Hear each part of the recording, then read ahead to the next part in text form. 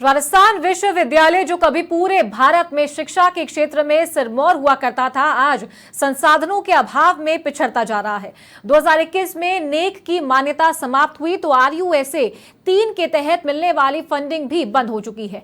लंबे समय से यूनिवर्सिटी में टीचिंग और नॉन टीचिंग स्टाफ की भर्ती भी नहीं हो सकी है, जिससे इसका पूरा जिम्मा ठेके पर कार्यरत कर्मचारियों के जिम्मे है। इसे लेकर राजस्थान विश्वविद्यालय की कुलपति प्रोफेसर अल्पना कटेजा ने समाचार प्लस के साथ खुलकर बात की और लिंक 2 कमेटी के सिफारिशों के अनुसार छात्र संघ चुनाव कराए जाने की वकालत भी की।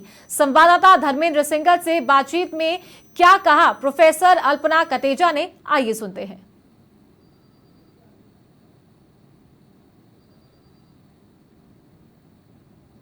यूनिवर्सिटी का किसी ज़माने में बहुत बड़ा नाम हुआ करता था, लेकिन आज वो ए श्रेणी में आ गई है।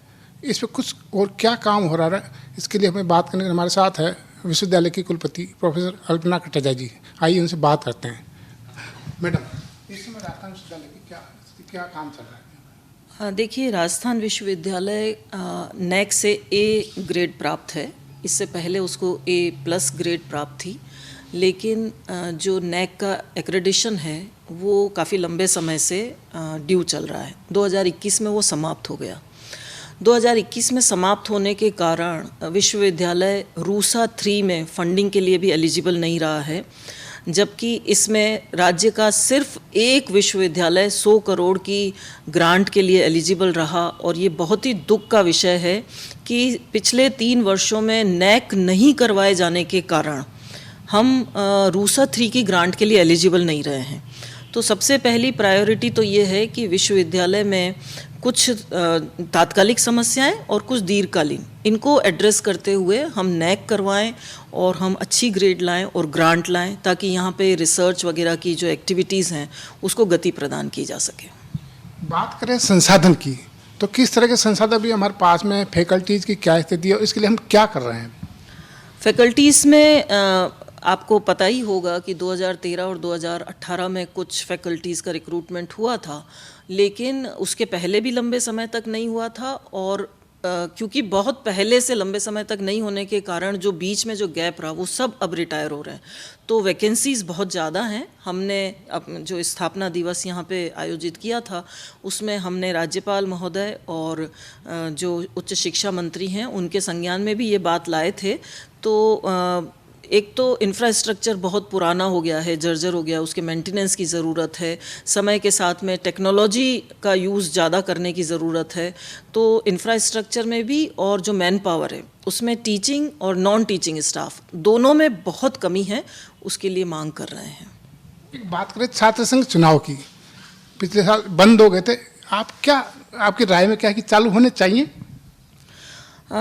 हम सभी एक लोकतांत्रिक व्यवस्था में रहते हैं और जो छात्र संघ चुनाव हैं वो लोकतंत्र की पहली पाठशाला कहे जाते हैं।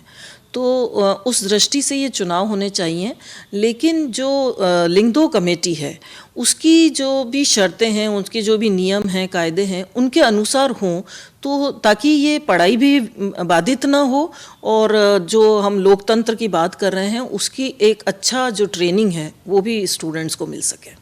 आप प्रयास कर रहे हैं कि वापस से राजस्थान विश्वविद्यालय का नाम पूरे देश में हो, इसके लिए क्या कर रहे हैं? देखिए, मैंने कहा कि कुछ समस्याएं तो तात्कालिक हैं, बहुत छोटी छोटी समस्याएं हैं, जैसे कि हम सिस्टम को ठीक तरीके से काम करें। स्टाफ की कमी के कारण बहुत सारी समस्याएं आ रही हैं, तो उसको करने की कोशिश कर रहे हैं। अभी जो लाइब्रेरी है उसको डिजिटलाइजेशन करना है, एग्जामिनेशन का ऑटोमेशन करना है, रिसर्च पोर्टल बनाना है। कुछ चीज़ें तो ऐसी हैं कि जो हम बहुत जल्दी हम करके 6-8 महीने में दिखने लगेगी, लेकिन जैसा कि मैंने कहा कि नेक करवाना है, रिक्रूटमेंट है, तो वो थोड़ा समय लेंगी। तो ये है प्रोफेसर अल्पना कटेजा जी, जिनका मानना है कि आने वाले समय में विश्वविद्यालय में बहुत कुछ देखने को मिलेगा। धर्मेंद्र सिंघल, समाचार प्लस, जयपुर।